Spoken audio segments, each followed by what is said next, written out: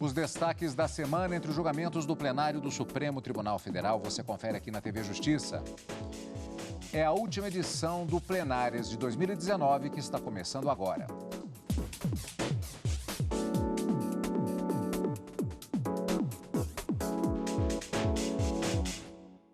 Hoje, com os principais momentos das sessões dos dias 18 e 19 de dezembro de 2019.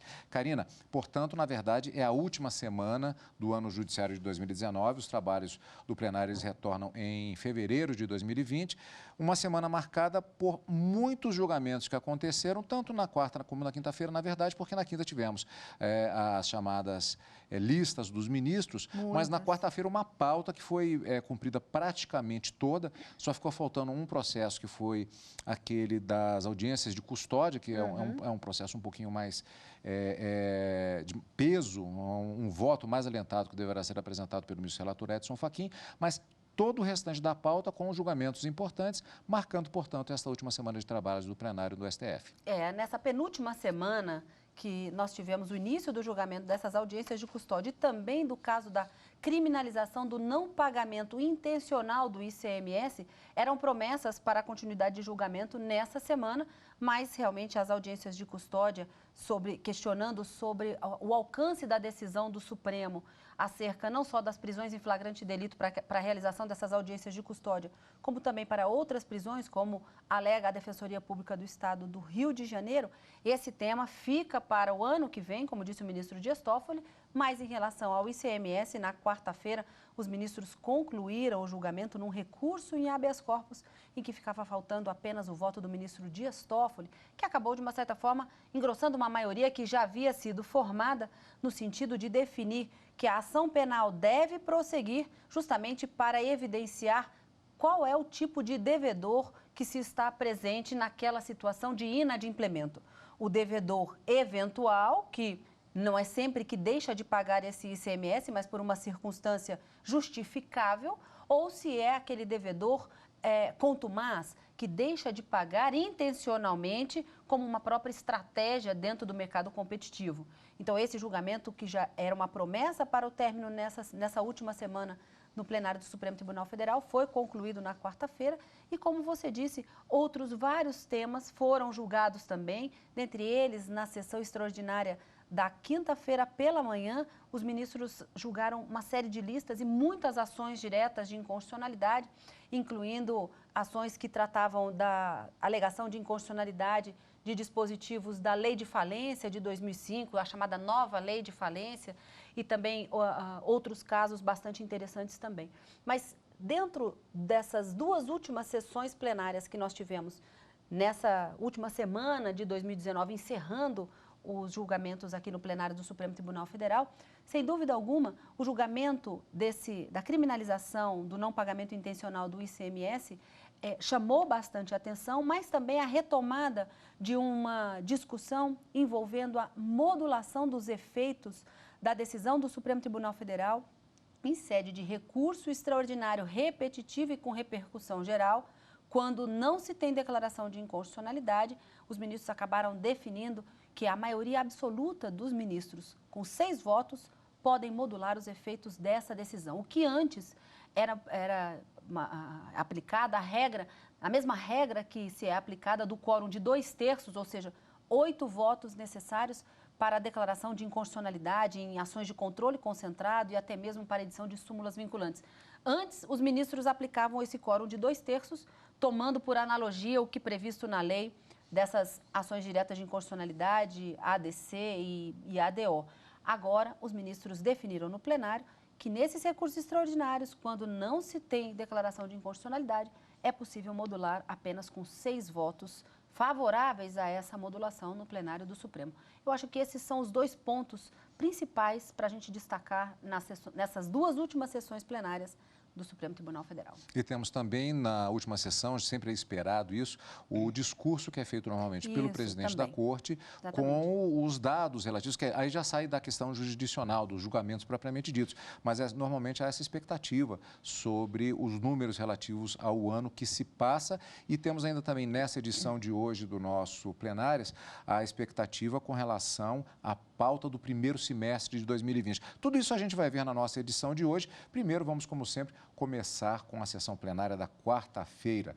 O plenário do Supremo Tribunal Federal discutiu na semana passada, não está errado, é isso mesmo, se é possível punir criminalmente quem deixa de recolher o ICMS. A discussão que começou antes e que foi encerrada esta semana, já no final do ano de 2019. Vamos ver como foi aquela etapa, semana passada, aquela etapa do julgamento, que retornou, como eu já disse, esta semana para a conclusão. Daqui a pouquinho a gente volta também com uma reportagem a respeito da conclusão desse julgamento. Primeiro, vamos para a semana, ao início do julgamento, na semana anterior. O julgamento já tem maioria para definir que o contribuinte que declara o ICMS, mas não paga o imposto ao fisco, pode responder à ação penal e ser condenado por isso. Os 6 ministros que votaram a favor de criminalizar a conduta alegam que a sonegação traz prejuízos para o país. Ainda definiram que é necessário comprovar o chamado dolo, ou seja, que houve intenção do contribuinte em não pagar o imposto. Aqui o perigo é da indiferença, porque está introjetada na cultura do povo essa possibilidade de sonegar como se isso não fosse tão grave quanto a corrupção. Aliás, foi, inclusive, uma avaliação do legislador, porque as penas são completamente diferentes. As penas para a corrupção de 2 a 12, as penas para a sonegação aqui de 6 meses a 1 ano. A cobrança do ICMS do consumidor final e a posterior omissão de recolhimento dos valores cobrados aos cofres públicos pelo sujeito passivo da obrigação tributária implica, efetivamente, no meu modo de entender, a apropriação de valores de terceiros. O recurso julgado na Corte é de um casal de empresários de Santa Catarina. Eles declararam imposto, mas não recolheram. O Ministério Público denunciou os sócios por apropriação indébita. A defesa pede o trancamento da ação penal e alega que os clientes têm apenas uma dívida. E esse foi o entendimento dos ministros que votaram até o momento contra a criminalização.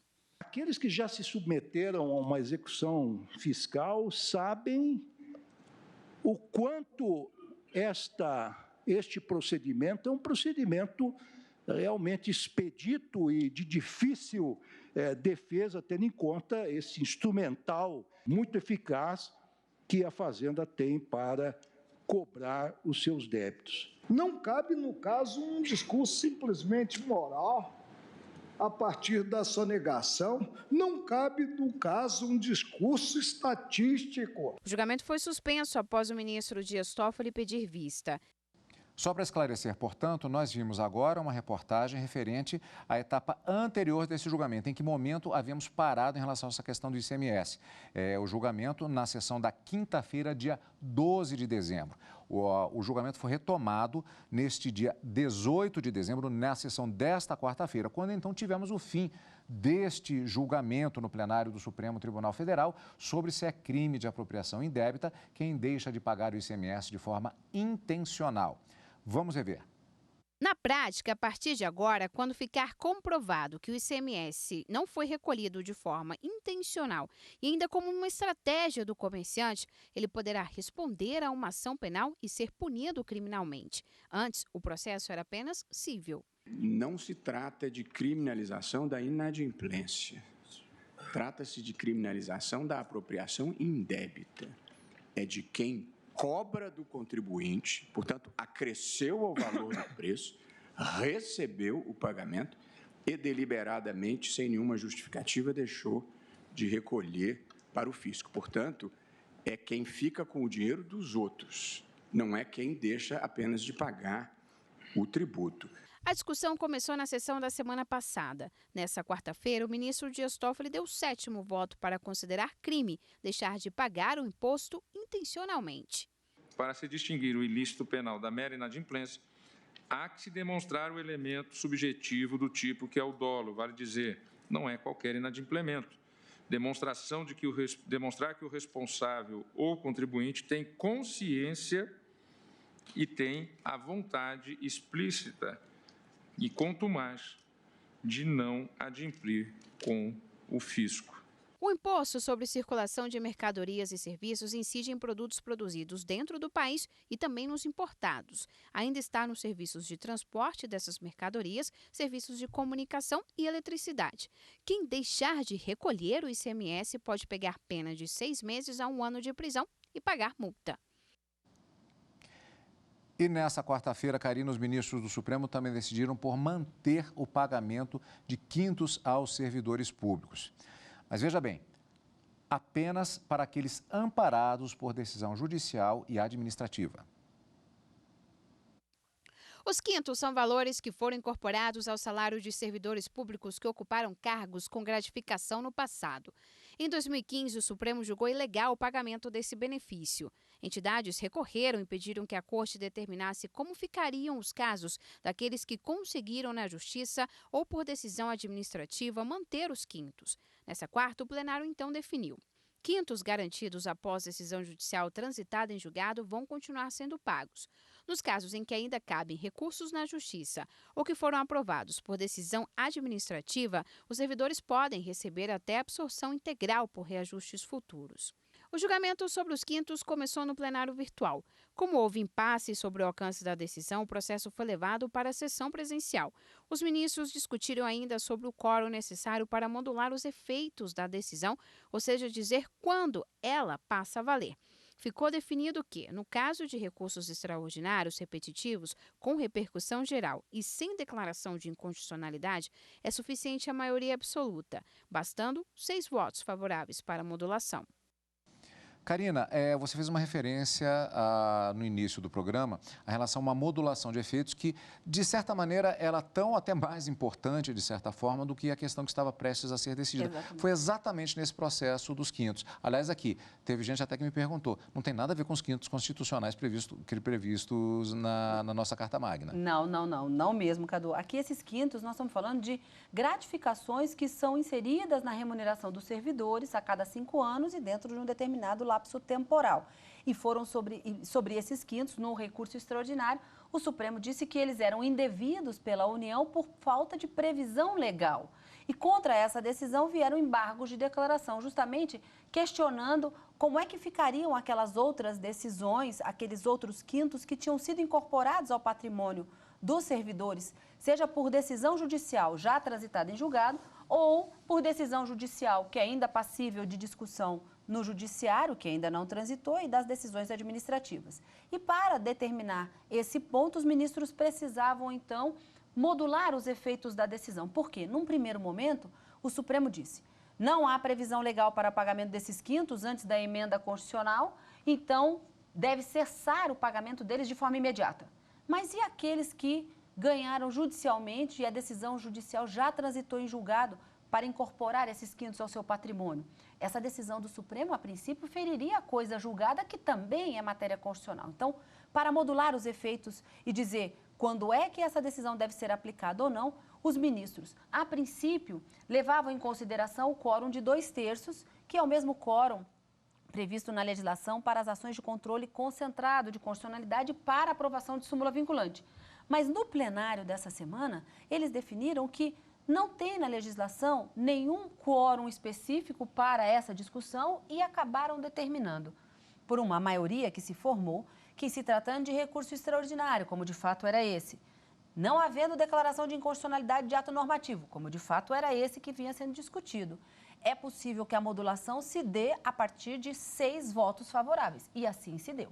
E aí os ministros acabaram modulando os efeitos. Mas aqui a discussão, o pano de fundo era saber do pagamento desses quintos incorporados, gratificações incorporadas à remuneração dos servidores. Quintos constitucionais é uma definição da composição dos tribunais de justiça em todo o Brasil e dos tribunais regionais federais. A Constituição diz, 1/5 da composição desses tribunais, TJs e TRFs, devem ser compostos por membros do Ministério Público e da advocacia. Por isso que se chama quinto constitucional. Mas não era essa a discussão no plenário nessa semana.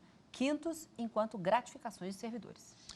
Portanto, decisão da sessão plenária da última quarta-feira, vale lembrar que, aliás, sempre esclarecendo, desta quarta-feira, dia 18 de dezembro. Dando essa data porque nós temos reprises durante toda a semana também no nosso programa Plenárias. Agora também, nesta quarta-feira, no mesmo dia, os ministros do Supremo também decidiram que norma que exige regularidade fiscal e trabalhista para times para participação de campeonatos de futebol é inconstitucional. Nós vamos conferir isso no próximo bloco. E você vai ver também a sessão de encerramento do ano judiciário de 2019 no plenário do Supremo Tribunal Federal.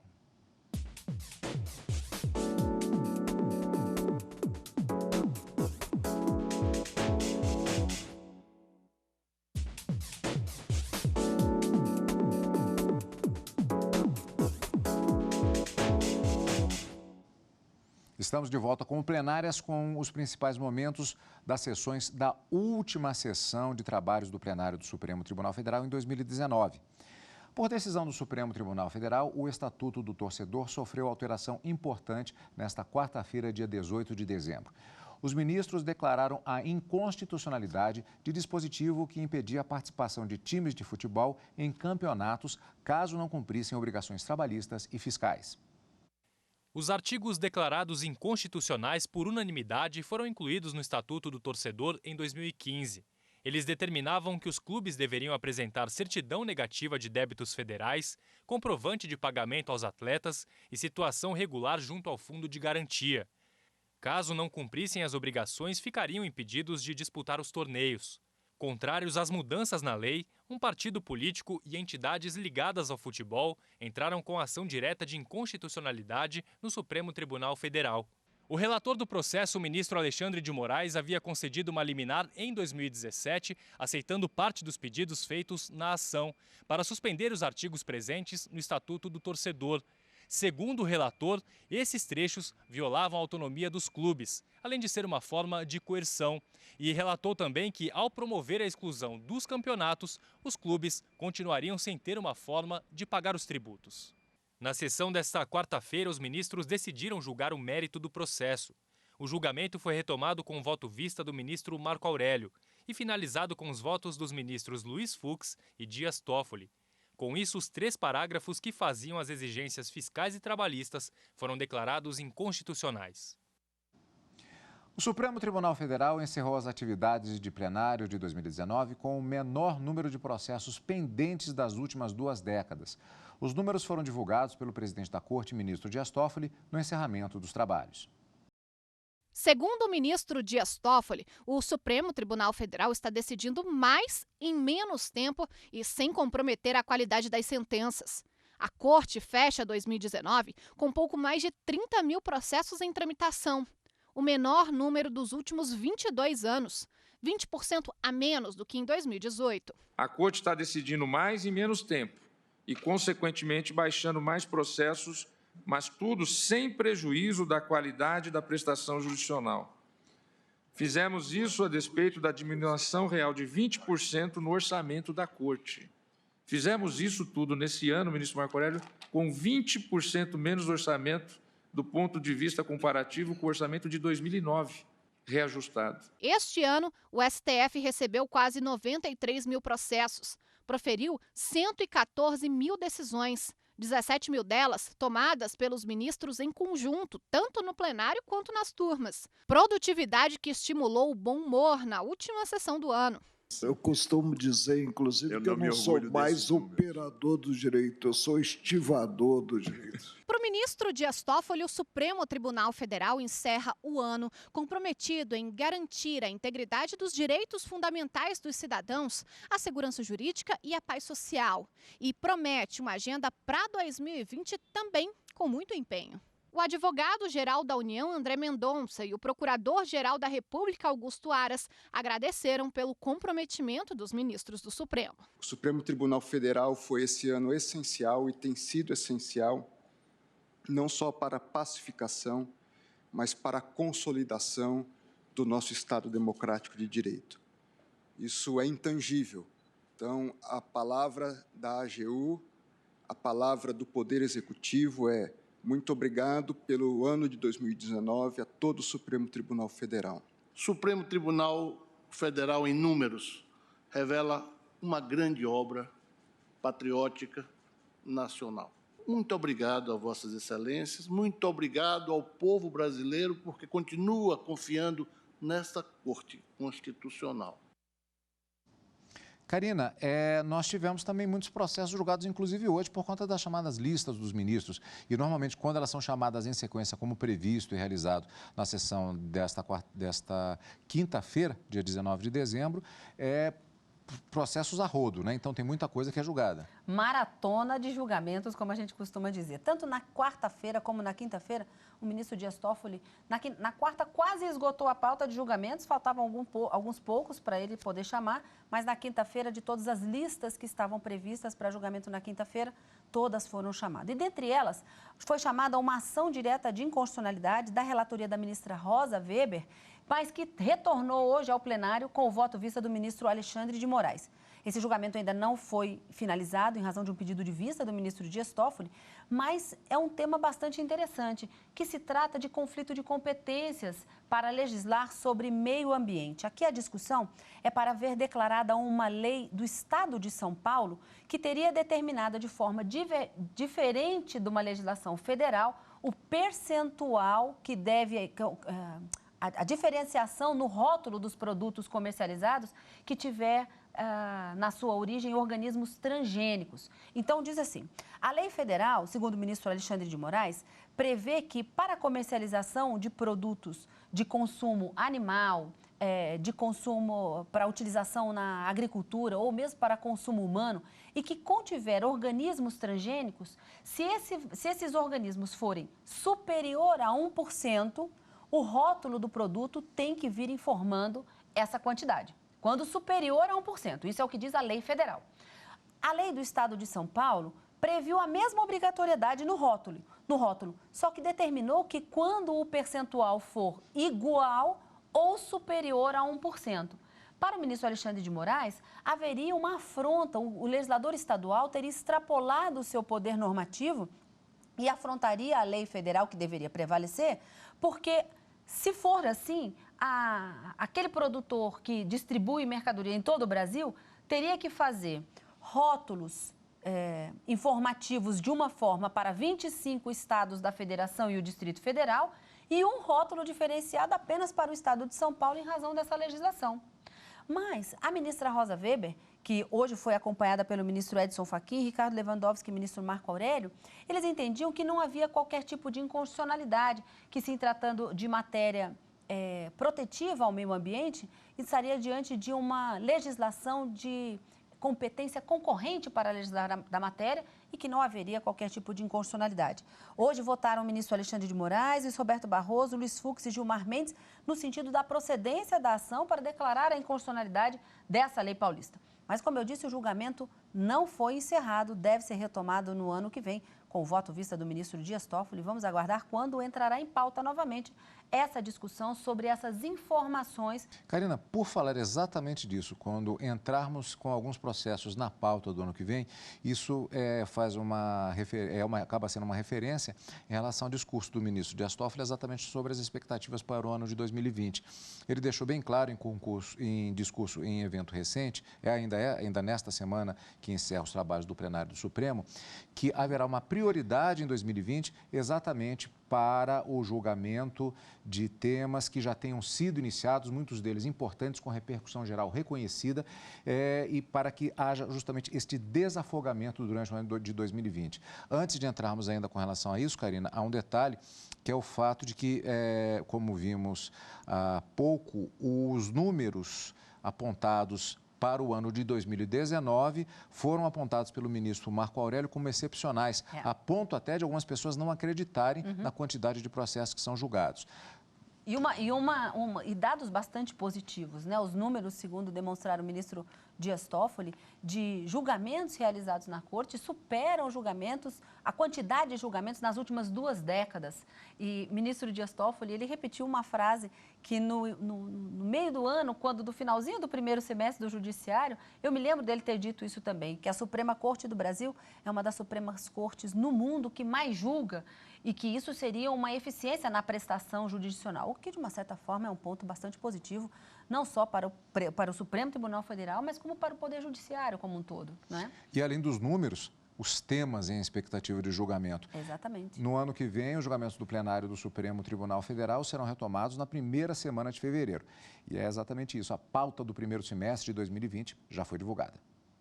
Segundo o presidente da Suprema Corte, foram priorizadas a continuação de julgamentos já iniciados, pedidos de vista e julgamentos suspensos, repercussões gerais mais antigas e com maior impacto nos tribunais e as sugestões dos próprios ministros do Supremo Tribunal Federal. Entre os destaques, dia 12 de fevereiro, o plenário define em recurso extraordinário se é possível a execução provisória da pena de condenados pelo Tribunal do Júri.